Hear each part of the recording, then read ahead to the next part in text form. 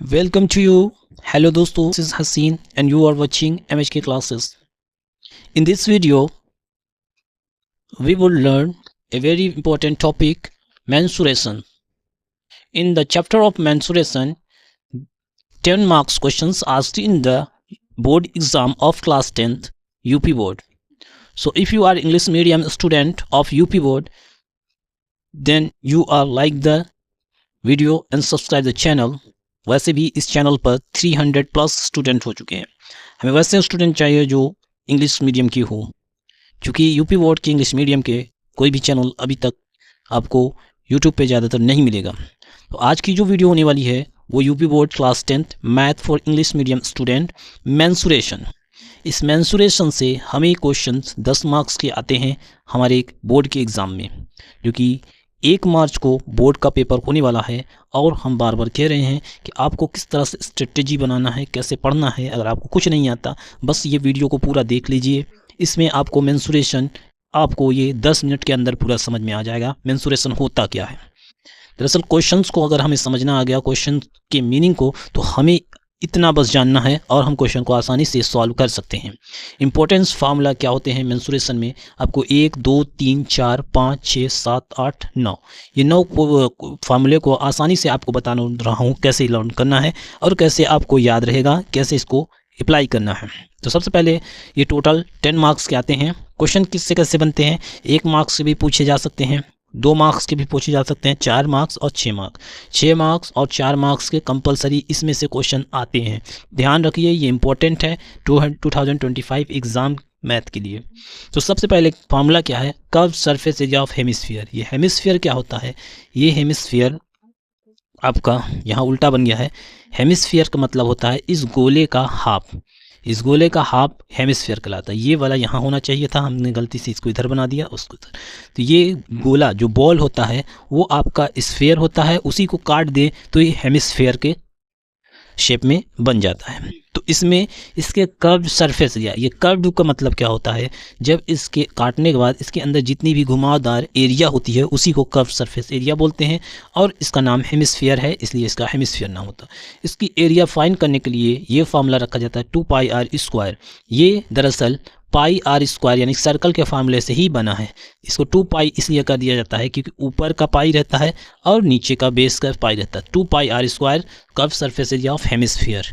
Sphere की बात करें तो उसी का डबल हो जाएगा, 2 पाई का 4 पाई हो जाएगा। तो ये दोनों क्वेश्चन दोनों फार्मूला आपस में रिलेटेड है। जब स्फीयर पूछे तो 4 लगा दीजिए और हेमिस्फीयर करे तो इसी का हाफ करके 2πr² कर दीजिए। दूसरा हमारा ये फिगर है curve surface area of cylinder. उसी तरह सिलेंडर का भी कर्व सरफेस एरिया होता है। तो यहाँ पे कर्व सरफेस एरिया, ये सिलेंडर थोड़ा सा बड़ा नहीं बना है, छोटा बना है, तो ऐसे ऐसे ये और ये।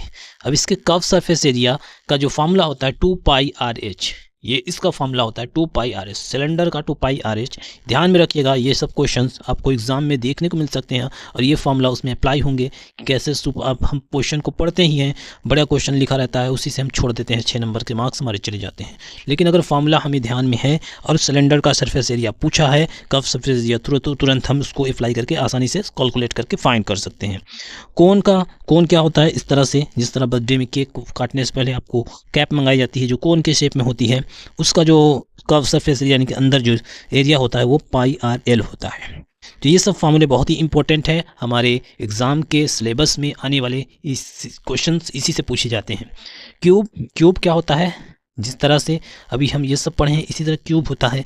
इस तरह से 3 डायमेंशनल साइड होते हैं, यानी पहले ये स्क्वायर 1 2 ऐसे जोड़ के पूरे 6 स्क्वायर जुड़ जाएंगे तो ये क्यूब बन जाएगा। तो इसका आसान फार्मूला है सरफेस एरिया निकालने का 6l²।